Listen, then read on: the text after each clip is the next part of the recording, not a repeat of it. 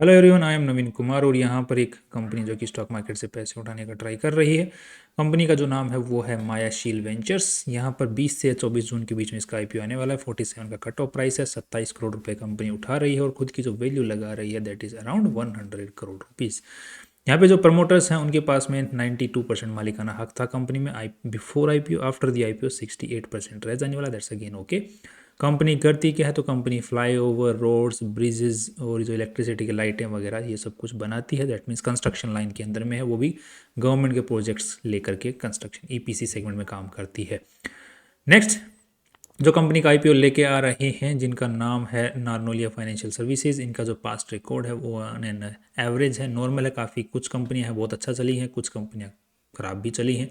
कुछ कंपनियों ने लिस्टिंग गेन ठीक दिए बट नीचे आ गई हैं, कुछ कंपनियों ने लिस्टिंग गेन अच्छे नहीं दिए बट स्टिल ऊपर चली गई हैं। तो ऑन एन एवरेज इनका अच्छा यहाँ पर देखने को मिल रहा है। और अभी रिसेंटली इनका सतकर्ता शॉपिंग लिमिटेड का एक आईपीओ आया था एंड वो काफ़ी अच्छा परफॉर्म किया है।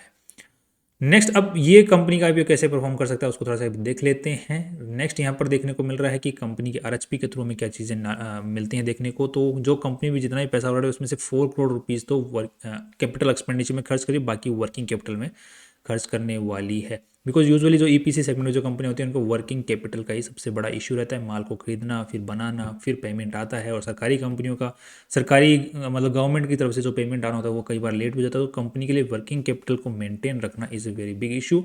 तो उसमें ही कंपनी ज़्यादातर पैसा खर्च करने वाली। कंपनी को आज के दिन जो चला रहे हैं वो उनका नाम है अमित गर्ग। उनके पास में मालिकाना हक है, कंपनी के पास में सबसे ज़्यादा है और रहने वाला है आगे। अगर यहाँ पर हम लोग लिटिगेशंस की बात करते हैं, केस वगैरह की बात करते हैं, तो कुछ खास केसेस वगैरह नहीं देखने को मिल रहे हैं।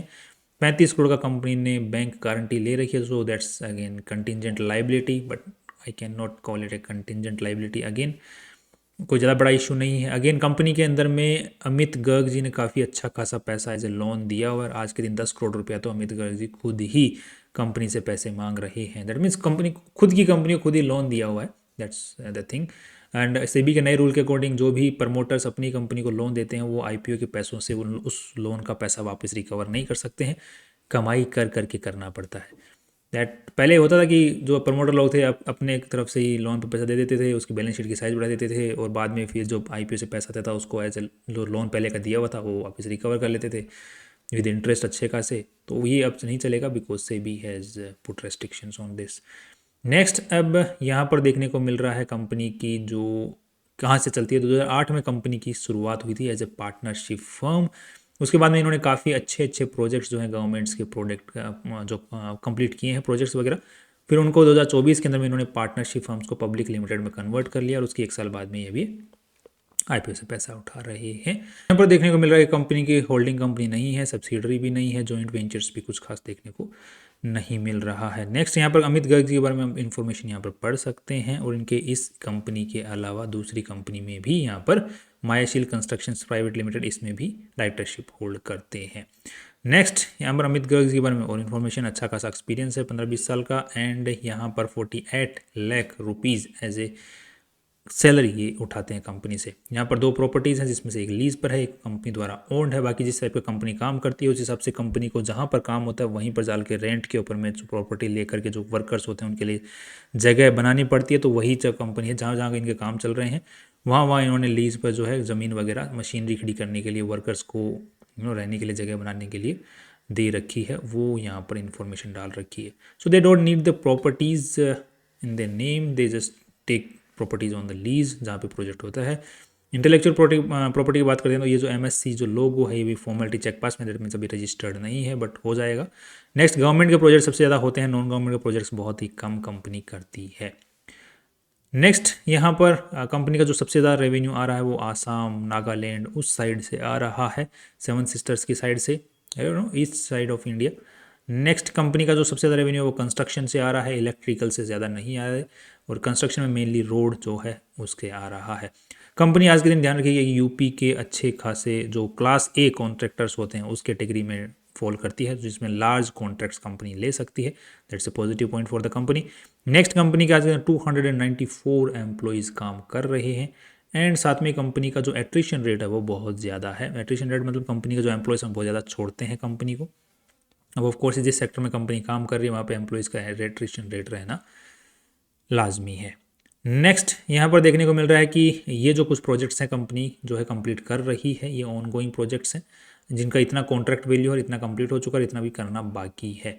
सो अच्छा खासा कर दिया है, अच्छा खासा बाकी है। और ये कंपनी के काफ़ी सारी मशीनरीज वगैरह की आप फोटो यहाँ पर देख सकते हैं, राइट। तो अब बिजनेस वर्टिकल्स कंपनी कौन कौन से? Road construction, highway construction, bridges, flyover construction, road drainage, sewerage system construction. Because जब आप रोड बनाओगे तो वहाँ पर कहीं पे फ्लाईओवर बनाना पड़ेगा, कहीं आपको ड्रेनेज सिस्टम बनाना पड़ेगा, कहीं आपको नाले के निकलने के लिए जगह बनानी पड़ेगी। तो वो सब चीज़ें जो कंपनी करती है, तो वो ये है कि रोड कंस्ट्रक्शन में ही आता है वो सब कुछ। नेक्स्ट, आज के दिन ऑर्डर बुक जो है कंपनी के पास में तो एक 200 करोड़ रुपए के आसपास की पड़ी हुई है। दैट्स अगेन ओके, जब ठीक ठाक यहाँ पर ऑर्डर बुक है। नेक्स्ट, ये कुछ आपको शॉर्ट टर्म लोन्स वगैरह कहाँ दे रखे हैं, तो अभी ये चीज़ में बैलेंस शीट में नजर आएगी। बैलेंस शीट में अगर हम लोग देखते हैं तो यहाँ पर कंपनी में टोटल पैसा मिला के 99 करोड़ रुपीज़ लगे हुए हैं, राइट। तो 100 करोड़ रुपये लगे। और यहाँ पर देखने को मिल रहा है कि कंपनी 2024 तक तो पार्टनरशिप फर्म थी, उससे पब्लिक लिमिटेड कंपनी में कन्वर्ट हुई। तो ओनर्स कैपिटल जो इक्विटी कैपिटल है वो 16 करोड़ हुए और 12 करोड़ रुपये रिजर्व में आ गए। और बाद में कंपनी का लोन जो है वो कंसिस्टेंट है, काफ़ी पुराना जो लोन है वो चलता रहा लॉन्ग टर्म, और शॉर्ट टर्म लोन भी कंपनी का ठीक ठाक यहाँ पर देखने को मिल रहा है। एंड साथ में अगर देखते हैं तो कंपनी का पैसा कहाँ लगा हुआ है, तो property plant and equipment. That means company का सबसे ज़्यादा पैसा जो है वो इक्विपमेंट्स लगा हुआ है। कंपनी के पास में जो रोड कंस्ट्रक्शन करने में जो मशीनरीज की ज़रूरत पड़ती है, जो बहुत महंगी आती है बाय द वे, उसमें सबसे ज़्यादा पैसा लगा हुआ है। एंड नॉन करंट इन्वेस्टमेंट में 9 करोड़ रुपये। बाकी मेनली जो पैसा है वो इन्वेंट्री में भी अच्छा खासा पड़ा हुआ है। तो ये जैसे इन्वेंट्री जो है कंपनी जो है कंप्लीट करके प्रोजेक्ट्स दे देगी तो वो इन्वेंट्री खाली होती जाएगी, और फिर ठीक है, कोई दिक्कत वाली यहाँ पे बात दिख रही नहीं है। 12-15 करोड़ रुपए कंपनी ने एडवांस वगैरह दे रखे हैं, तो वो भी कोई इश्यू नहीं है। जिस सेक्टर में कंपनी काम करती है वहाँ पे एडवांसेस होते हैं, जिसकी इन्फॉर्मेशन आप लोग कहाँ देख सकते हैं, यहाँ पर देख सकते हैं। जैसे स्टाफ एडवांस हो गया, सप्लायर्स को दे दिया, यहाँ पर रेवेन्यू अथॉरिटीज़ के पास में पैसा अटका पड़ा है, तो वो एडवांस वगैरह है पड़ा हुआ है। नेक्स्ट, अब देख लेते हैं कि ये हाँ, तो अगर हम आप लोगों को देख रहे हैं इन्वेंट्री में इतना पैसा क्यों पड़ा हुआ, तो यहाँ पर रॉ मटेरियल 10 करोड़ का और बाकी वर्क इन प्रोग्रेस जो कंपनी काम कर रही है उसमें 11 करोड़ रुपए कंपनी ने एज एन इन्वेंट्री जोड़ रखा है। So balance sheet is pretty okay. Revenue की अगर बात करते हैं तो रेवेन्यू इज़ इंक्रीजिंग 126, 130, 171। और उसी के साथ में अगर हम लोग नेट प्रॉफिट्स की बात करते हैं तो 11 करोड़ तक का कंपनी नेट प्रॉफिट निकाल ले पा रही है। सो आई थिंक कंपनी जो पैसा उठा रही है उसमें से काफ़ी अच्छा खासा पोर्शन कंपनी को एज ए लोन का पेमेंट करने पे ध्यान देना चाहिए। बाकी वर्किंग कैपिटल जितनी चाहिए वो तो चलो खैर है ही, उस पर तो ध्यान देना ही देना है। बाकी लोन का भी जितना चुका सकते हैं उतना चुकाने पे ध्यान देना चाहिए, जिससे कि नेट प्रॉफिट्स बढ़े और थोड़ा बर्डन जो होता है, फ्यूचरिस्टिक जो बर्डन होता है, क्योंकि डेट फ्री जब कोई कंपनी होती है तो वो टेंशन फ्री काम कर सकती है कि रेवेन्यू नहीं, अगर किसी साल नेट प्रॉफिट्स नहीं भी बने तो भी कोई दिक्कत नहीं है, कोई बैंक अपने सर पे नहीं बैठी है लेने के लिए। तो अब 6, 6.5, 12, सो इस साल जो है हम लोग लगभग 10 करोड़ के आसपास से जो नेट प्रॉफिट से पी रेशियो निकाल के कंपेयर करने की कोशिश करेंगे। तो यहाँ पर जो कंपनी की वैल्यू लगाई गई 100 करोड़ से 10 करोड़ की अगर नेट प्रॉफिट से अगर हम लोग वैल्यू निकालते हैं तो 10 का पी रेशियो निकल के आता है। एक चीज़ 100 करोड़ की वैल्यू 10 करोड़, एक चीज़ मैं आपको दिखाना भूल गया, cash flow statement. Cash flow statement from the operating activities is pretty good and it's in the positive sense good, not in the negative sense good, it's good, right। so अच्छी बात है, ये बनी रही ये चीज़ तो जितनी अच्छी है।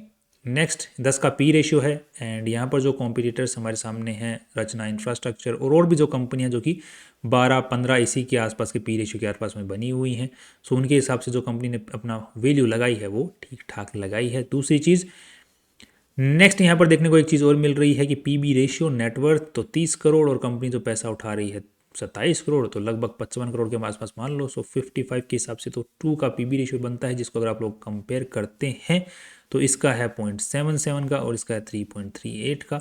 सो PB ratio is quite high because company के पास में जितने भी एसेट्स हैं वो डिमिनिशिंग एसेट्स हैं, डेप्रिशिएटिंग एसेट्स हैं, तो उनकी वैल्यू तो बढ़ने वाली है नहीं। तो जो कंपनी ने वैल्यू लगाई है एसेट्स के मुकाबले, नेटवर्थ के मुकाबले, वो ज़्यादा लगाई है, बट स्टिल कमाई ठीक ठाक कर रही है। So I am hopeful based on this lead managers past track record and जो कंपनी के क्लास ए के कॉन्ट्रैक्टर होने की वजह से एंड जो प्रोजेक्ट्स कंपनी के पास में अभी भी पड़े हुए हैं एंड उनको देखते हुए, सो आई एम होपिंग कि लिस्टिंग गेन यहाँ पर मिलना चाहिए। एंड शॉर्ट टर्म में भी अच्छी परफॉर्मेंस मिलनी चाहिए, और कंपनी की साइज़ बहुत छोटी है तो उस चीज़ का भी बेनिफिट इस कंपनी को मिलना चाहिए. So I am hopeful on the management, on the companies class A and all these things, जो कि contracts, order book and future के जो कॉन्ट्रैक्ट्स हैं वो मिलने की उम्मीद के अंदर. That's all. कल फिर मिलते हैं इंपॉर्टेंट वीडियो के साथ में. बाकी आपको भी डिसीजन बनाए अपना, पॉजिटिव नेगेटिव अपने फाइनेंशियल एडवाइजर से पूछ के ही फाइनल डिसीजन बनाएं. That's all. See you tomorrow.